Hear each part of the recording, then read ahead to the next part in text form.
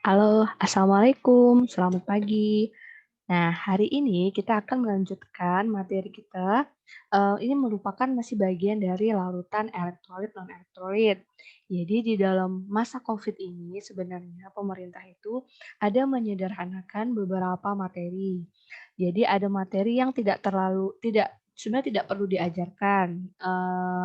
Ada di dalam peraturan protokol pemerintah itu tata nama termasuk materi yang kalau nggak wajib buat diajarkan. Tapi menurut saya materi tata nama senyawa ini nih salah satu materi penting untuk kalian, move ke bab-bab berikutnya. Jadi saya tetap ajarkan walaupun nanti bentuk evaluasi untuk materi ini tidak dalam bentuk ulangan, tapi dalam bentuk tugas terstruktur. Jadi kayak gitu ya. Jadi materi tata nama ini akan saya masukkan sebagai salah satu subbab di larutan elektrolit. Namun evaluasi untuk bab ini berupa tugas, tapi kalau larutan elektrolit itu masuk evaluasinya dalam bentuk ulangan. Jadi kayak gitu ya. Ini masuk dalam subbab elektrolit non-elektrolit yaitu tata nama. Ini mari kita lanjutkan materinya. Seperti kalian punya nama. Dalam kimia itu senyawa itu banyak sekali, ya tapi ada aturan-aturan untuk memberikan nama senyawa tersebut. Nah, ini saya masukkan ke dalam kolom tulisannya tata nama senyawa sederhana, terbagi menjadi beberapa poin, yaitu tata nama ion, tata nama kovalen, asam, tata nama basa, dan tata nama hidrat. Ini yang sederhana. Kalian nggak boleh kayak tahu senyawa kimia, tapi ini namanya apa ya? Nah, inilah ada aturannya. Saya bagi menjadi 5 kelas besar ya, ion, kovalen, asam, basa, dan hidrat. Bu, untuk masuk ke materi ini, kalian harus ada bekal. Apa sih bekalnya? Bekalnya adalah kalian harus bisa bedakan dulu mana senyawa ion, mana senyawa kovalen. Untuk mengetahui senyawa ion dan senyawa kovalen itu yang mana, nah itu cek hafalan lagi. Jadi hafal ingat senyawa logam, unsur logam itu adalah 1A, 2A, 3A, dan transisi. Transisi.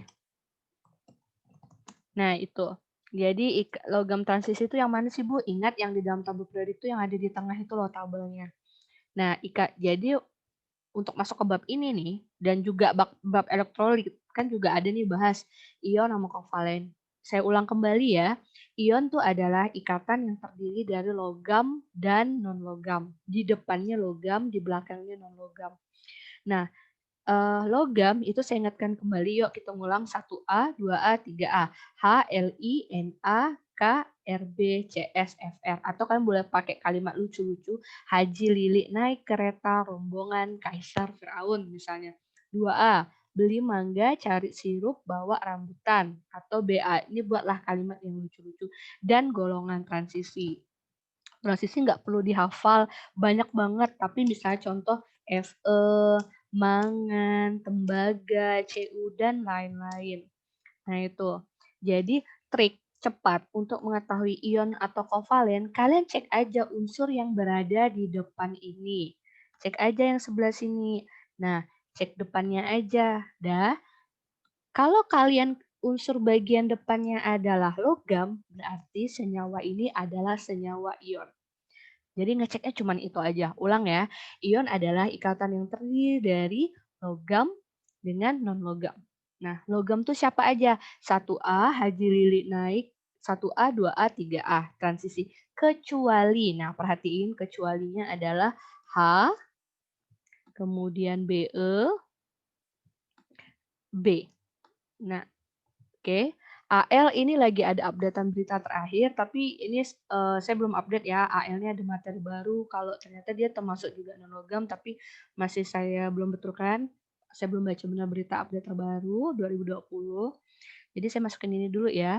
Semuanya logam 1A kecuali H, 2A kecuali BE, 3A kecuali B. Jadi trik paling mudah untuk ngecek dia ion atau bukan, cek aja.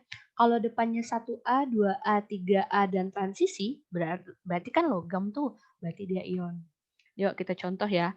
Contoh, CaCl2, ion atau kovalen ya?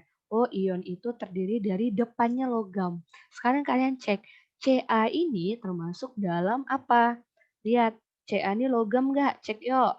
Oh, ada nggak ya Ca di golongan logam? Ada Bu di golongan 2A. Berarti karena Ca adalah, ini biru ya, saya kasih biru ya. Ca itu adalah golongan 2A, berarti dia logam. Karena dia logam berarti dia ion. Jadi gitu ya. Gitu. Terus Bu, belakangnya apa? Kalau dalam tata nama ion, belakang itu selalu non-logam. Jadi kita cek depannya aja. Sekarang senyawa NH3 yang ada di urin ya, N depannya. Apakah N ini 1A, 2A, 3A? Cek yuk, ada nggak N? N nitrogen nggak ada. N nitrogen nggak ada.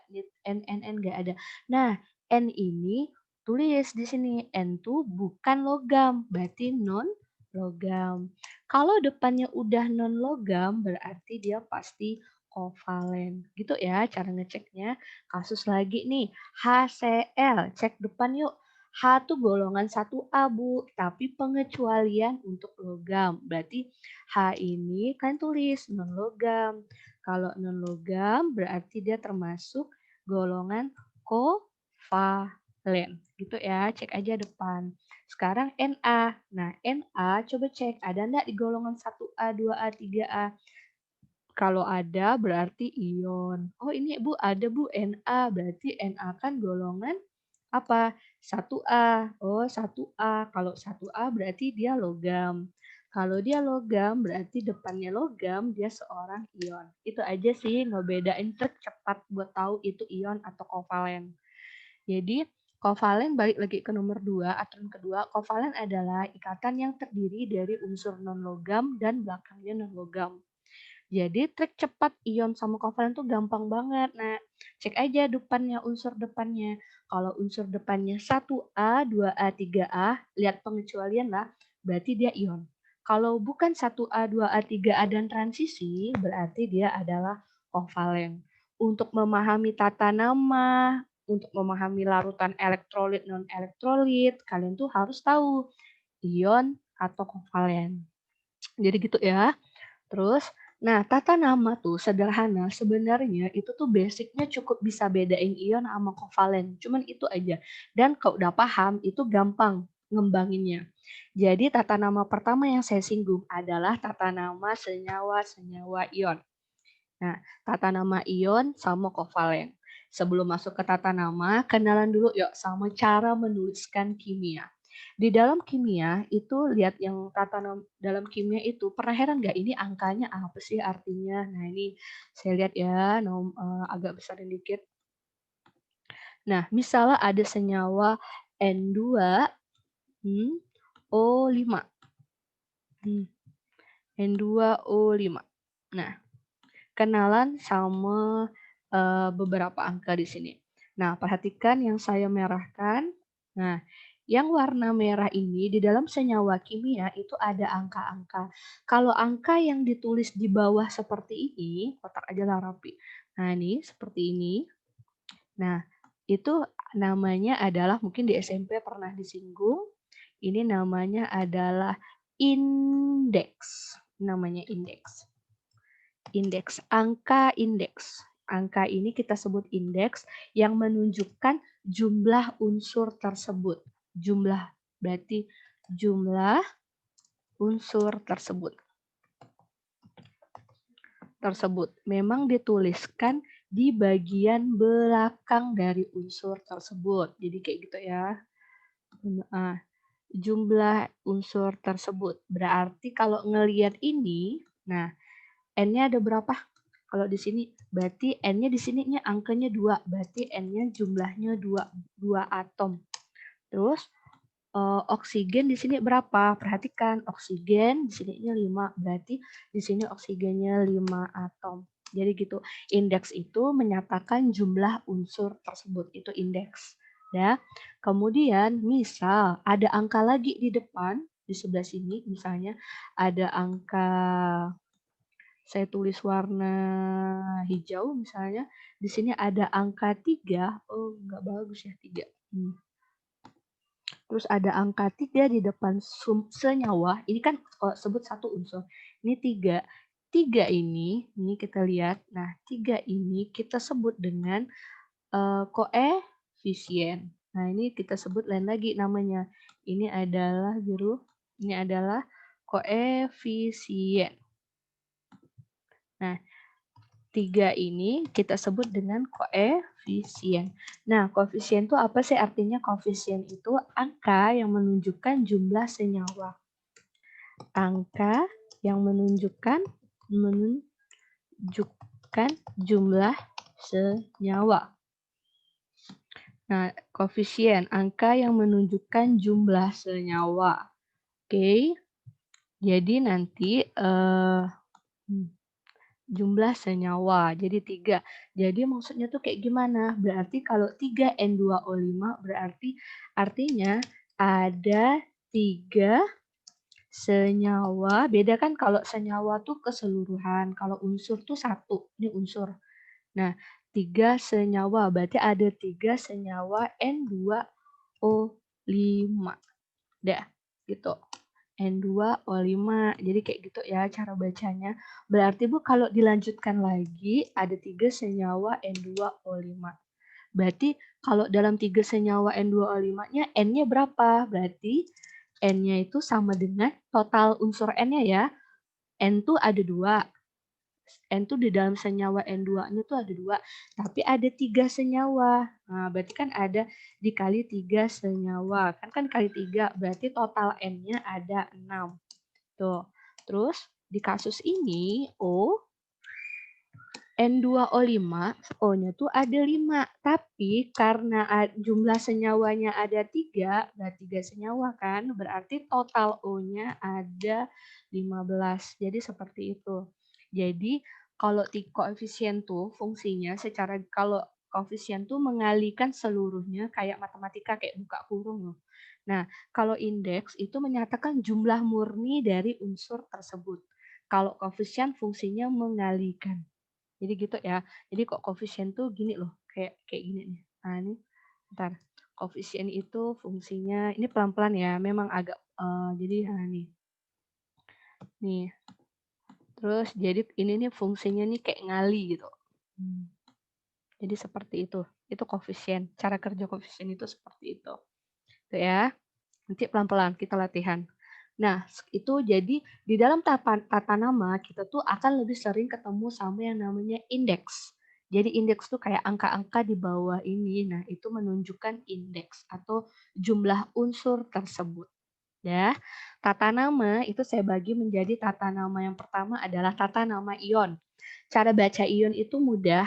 Ion indeks itu tidak dibaca sama sekali kecuali kalian ketemu nanti sama transisi. Terus aturan kedua, dia diberi akhiran belakangnya ida. Ida ya. Nih contoh ida. Nih ida. Ida, bukan Bu Ida ya. Nah nih dikasih akhirannya ida. Begitu. Nah, cara nulisnya gimana? Misalnya ada senyawa MgCl2. MgCl2 ini sebelum kasih nama, cek dulu dia ion atau kovalen. Gimana ngeceknya? Cek depannya 1A, 2A. Oh, Mg ini berarti golongan 2A. 2A. Kalau 2A berarti ion, Bu. Kalau ion angkanya nggak dibaca. Makanya namanya magnesium klorida. 2-nya diabaikan. Kenapa? Karena ion indeksnya tidak dibaca kecuali transisi. Dah. Nah, kalau bentar ya. Kalau kovalen, nah lawannya langsung kovalen aja ya. Kovalen itu bedanya apa tadi? Kovalen itu terdiri dari non-logam ketemu sama non-logam. Non ketemu sama non. Nah, kovalen beda sama ion. Kalau ion angka indeks nggak dibaca. Kalau kovalen indeksnya dibaca menggunakan bahasa Romawi dan dikasih akhiran ida. Jadi misalnya ada contoh nih P2O5. Loh ini ion atau kovalen. Jadi jangan langsung kasih nama, tapi cek dulu dia ion atau kovalen. Cek gimana? Cek depan, fosfor. Nah, fosfor ini masuk dalam 1A enggak? Enggak, Bu. Kan Haji Lilik naik kereta rombongan Kaisar Firaun. 2A. Masuk nggak 2A tadi? Ah, ini 2A, fosfor nggak masuk ya. Terus 3A juga nggak masuk, transisi juga nggak masuk, berarti kan fosfor ini depannya non-logam. Kalau non-logam sama non-logam berarti kovalen. Kalau kovalen, tata namanya gimana? Angkanya dibaca. Nah, angkanya dibaca tuh dipakein gimana cara ngebacanya? Perhatikan, ada bagian tabel di sini. Kalau 1 dibaca mono, 2 di, 3 tri, 4 tetra, 5 penta, 6 heksa, 7 hepta, 8 okta, 9 nuna, 10 deka. Jadi fosfor nih karena ada angka 2 maka ditulis di fosfor 5 tuh 5 penta oksida. Jadi kayak gitu, di fosfor penta oksida. Jadi kalau ion, kalau kalian dapat senyawa ion, angkanya diabaikan. 2 nih tidak ditulis, bukan seperti ini kita tulis magnesium diklorida, bukan. Diklorida, bukan. Bukan diklorida ya, bukan magnesium diklorida, itu salah banget. Kenapa? Karena ion tidak dibaca. Jadi ini langsung salah. Gitu ya, bukan. Yang benar adalah magnesium klorida. Mengapa? Karena senyawa ion angkanya nggak dibaca. Tapi kalau kovalen, di angka atau indeks dibaca. Jadi seperti itu perbedaan ion sama kovalen. Nah, tapi pada kasus tertentu, kalau logamnya logam transisi, itu angkanya dibaca. Mangan 2 klorida. Dapat dari mana mangan 2 klorida tuh? Masih ingat bab kemarin, itu mangan ngambil angkanya dari sini. Mangan klorida. Makanya 2. Dan kloridanya angkanya nggak dibaca. Logam transisi itu ditulis muatannya. Nah, coba lihat cek. Ini ya. Coba ya, CaCl2. Nah, cek. Kita cek dulu, oh Ca ini golongan, jadi untuk pertama tuh kita analisis dulu, oh Ca. Ca ini golongan 2A. Ya, oh dia 2A Bu. Karena dia 2A, bentar, jadi cara, oh dia ini 2A Bu, berarti ion. Kalau ion, indeks tak dibaca, indeks tidak dibaca, indeks langsung ya diabaikan. Indeks diabaikan. Nah, jadi bacanya langsung gimana namanya? Kalsium. Baca enggak duanya? Enggak, karena ion diabaikan indeksnya langsung kalsium klorida. Jadi seperti itu. Lanjut, Na2O. Nah, cek depan. Oh, Na. Bu, Na ini adalah golongan berapa? Cek yo, Na logam enggak?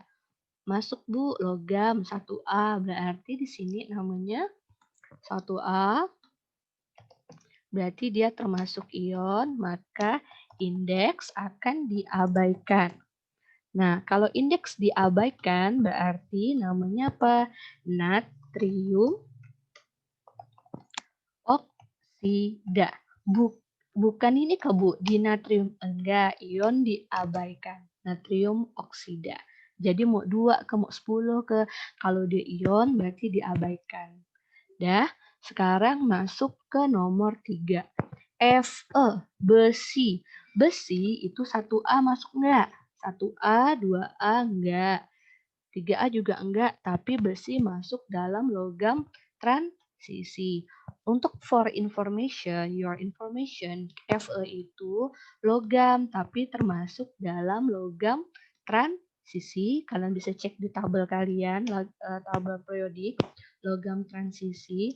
Nah, logam transisi ini gini loh, sifatnya itu dia punya muatan banyak banget. Karena banyak banget, bisa Fe2+, bisa 3+, maka tata namanya itu mengikuti tata nama ion, angka indeks tidak dibaca, tapi nanti dikasih keterangan loh, besinya ini besi berapa, karena sifat logam-logam transisi itu banyak jenisnya. Misalnya besi aja ada 2, besi 2 sama besi 3. Jadi kasih keterangan. Ngasih keterangannya gimana? Contoh, ini kan logam transisi ya, berarti ion kan? Ion. Kalau ion, indeks diabaikan. Kalau indeks diabaikan nulisnya gini dulu. Berarti apa? Besi triklorida kah? Triklorida. Triklorida. Enggak. Kenapa? Tiganya diabaikan karena ion. Langsung besi klor. Dikasih akhiran ida. Besi klorida. Udah, sebenarnya selesai sampai sini. Karena dia termasuk transisi, maka kita kasih keterangan dulu. Transisinya besi jenis apa? Ngeceknya, kita kan udah belajar ikatan ion tuh kemarin yang bolak-balik angka. Nah, besinya kalian ambil deh angka di sebelah sini. Dikasih keterangan nih.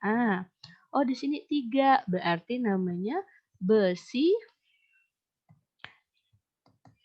3 klorida. Jadi gitu, kasih keterangan kalau besi yang kita maksud itu adalah besi yang muatannya 3. Besi 3.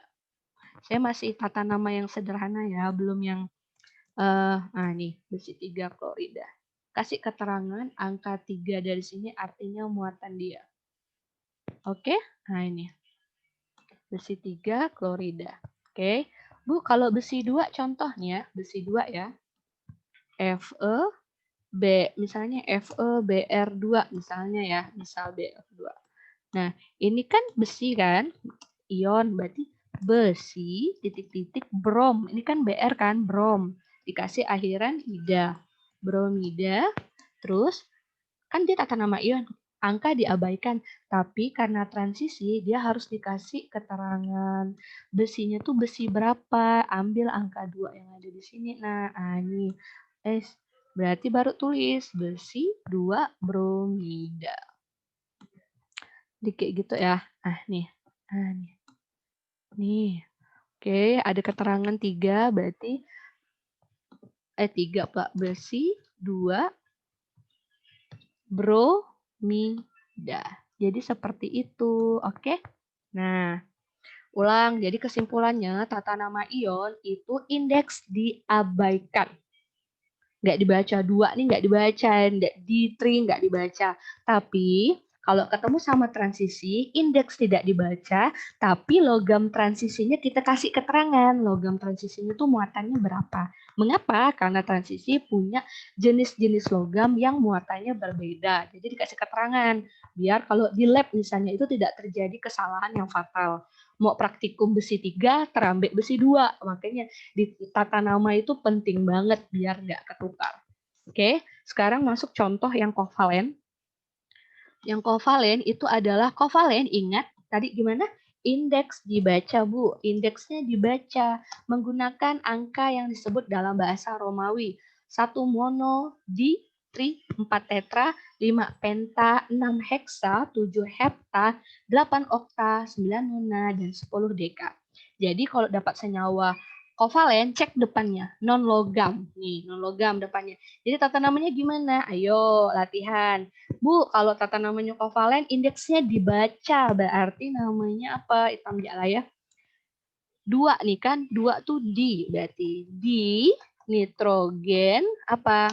5 tuh penta ya, Bu. Penta. Nah, dikasih nama oksigen. Penta oksida.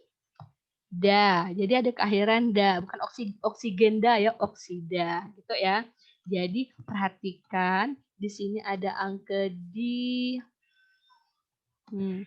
dan ada penta. Nah, kenapa di sini nih ada 2 dan ada 5 gitu ya, Nong. Dah. Sekarang SF6. S tuh 1. Nah, 1 tuh gimana? 1 tuh mono. Nah, biasanya mono kalau di depan tuh diabaikan biasanya 1. Jadi langsung sulfur, bukan enggak lazim aja mono sulfur tuh jarang. Jadi kalau mono di depan diabain biasanya sulfur. 6 tadi apa? Heksa. Berarti sulfur heksa. F itu apa tadi? Fluor. Senyawa fluorida ya, fluor. Dikasih akhiran ida. Gitu. Dah. Terus Cl2. Cl-nya apa tadi? Klor kan? Berarti nama depannya nomor 2 ya. Kasih 2 di. Berarti di kloro. Terus apa 7? Hepta. Di kloro hepta okto apa oksida gitu ya, tata nama untuk kovalen. Dah. Terus kemudian baru masuk ke tata nama, apa, yang berikutnya, yang ketiga itu tata nama hidrat. Jadi ini gabungan dari tata nama ion sama kovalen. Kenalan dulu yuk sama senyawa hidrat. Senyawa hidrat, nah jadi kan tata nama kan ada dibagi jadi 5 bagian ya. Saya bagi menjadi tag 2 video. Kita belajar ion, kovalen, baru hidrat dulu karena dekat. Nah, tata nama ion hidrat itu menggunakan nama dasar ion. Tapi nanti ada hidrat yang menggunakan bahasa Yunani. Jadi for your information, hidrat ini adalah senyawa yang dikelilingi oleh kristal air, hidrat air. Nah, jadi ciri-ciri senyawa hidrat tuh kayak gimana, Bu? Ciri-cirinya setelah panjang-panjang itu ada tulisan H2O. Tahu H2O? Air. Nah, ini loh. Nah, itu. Berarti kalau dapat senyawa nih, belakangnya ada titik H2O, berarti kalian lagi ketemu sama senyawa hidrat. Artinya, kristalnya itu dikelilingi oleh air. Bisa dipanaskan ke Bu? Bisa, dan airnya bisa hilang atau bisa mencair. Jadi gitu ya, itu senyawa hidrat. Menggunakan tata nama dasar ion. Tapi hidratnya pakai bahasa Yunani. Tata nama dasar ion, yuk CaCl2. Ingat ion apa tadi bahasa itunya? Indeks dibaca nggak? Ingat ion indeks. Indeks tidak dibaca. Tidak dibaca. Indeksnya tidak dibaca. Indeks tidak dibaca. Terus jadi makanya namanya langsung kalsium klorida. Bukan kalsium diklorida. Terus titik.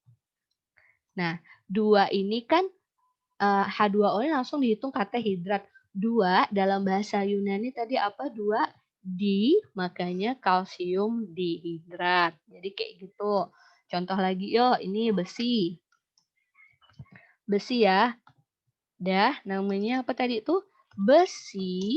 Nah, besi tata nama ion tadi apa? Indeks tidak dibaca kecuali transisi. Jadi namanya dikasih namanya besi brom dikasih ida, bromida. Nah, karena Fe2 transisi, berarti kita kasih namanya keterangan kalau besi yang kita maksud adalah besi 2. Dikasih keterangan besi 2. Bentar ya, besi 2. Besi 2 bromida. Sampai sini dia menggunakan tata nama ion, berarti besi 2 bromida. Ya. Besi 2 bromida selesai, terus ada titik, berarti di sebelah sini adalah kasih keterangan 4 tuh apa? 4 tetra, tulis tetra hidrat. Jadi seperti itu ya.